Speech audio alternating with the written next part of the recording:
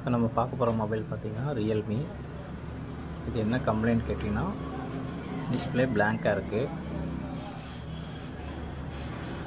நான் உங்களுக்கு செக் பண்ணி காட்டுறேன்.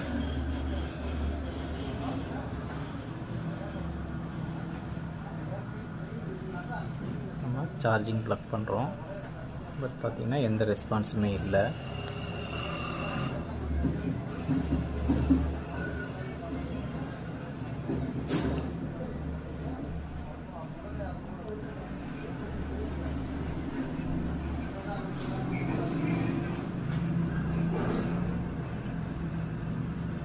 இந்த இடத்துலையும் நமக்கு ஹீட்டும் ஆகலை.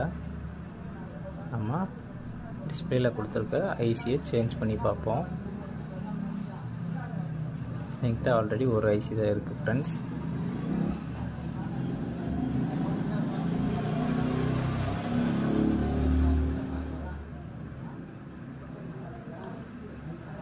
நம்ம ஐசியை ரிமூவ் பண்ணிவிட்டு அதர் டிஸ்பிளேயில் இருக்கக்கூடிய ஒரு ஐசியை அதில் ஃபிக்ஸ் பண்ண போகிறோம்.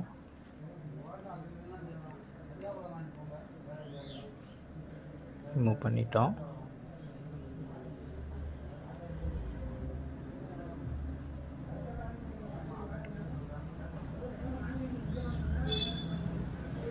நான் ஆல்ரெடி ஒரு ஓல்டு டிஸ்பிளேலேருந்து ரிமூவ் பண்ணி வச்சுருக்க ஒரு ஐசியை அதில் ஃபிட் பண்ணி பார்ப்போம். பட் பார்த்திங்கன்னா டிஸ்பிளேயில் எந்த டேமேஜுமே இல்லை. டிஸ்பிளே பிளாங்காக மட்டும்தான் இருக்குது. ஃபோன் கால்ஸ் எல்லாமே வருது, பட் பிளாங்க். இதை நம்ம ஐசி சேஞ்ச் பண்ணி சரி பண்ணுவோம்.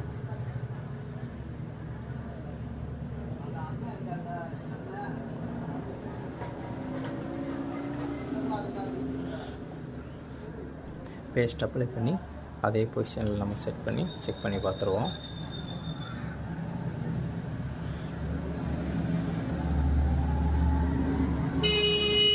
சேம் டிஸ்பிளேயில் இருக்கக்கூடிய ஐசி என்கிட்ட இல்லை.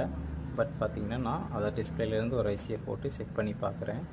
எனக்கு டிஸ்பிளே வந்துருச்சு அப்படின்னா நோ ப்ராப்ளம்.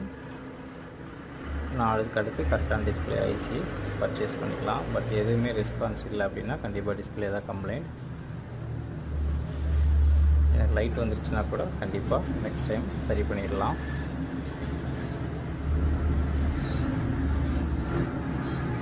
நம்ம ஒரு பிளாங்க் டிஸ்பிளேவை சர்வீஸ் பண்ணிக்கலாம். இந்த மாதிரி இருக்கிற மெத்தடில்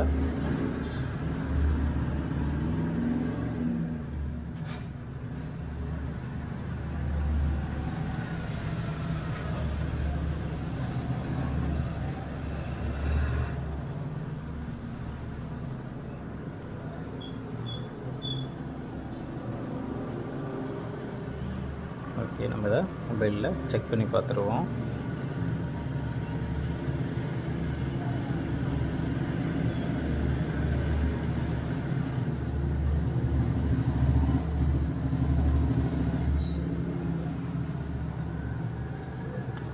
ஓகே ஃப்ரெண்ட்ஸ், ஐசி செட் ஆகலை. பட் பார்த்திங்கன்னா டிஸ்பிளே வந்துடுச்சு. கண்டிப்பாக நம்ம இதை சரி பண்ணிடலாம். பட் பார்த்திங்கன்னா இப்போதைக்கு என்கிட்ட ஒரு டிஸ்பிளே ஐசி மட்டும்தான் ஸ்டாக் இருந்துச்சு. அன்ஃபார்ச்சுனேட்லி நான் ஓல்டு டிஸ்பிளே எல்லாத்தையுமே டிஸ்போஸ் பண்ணிட்டேன்.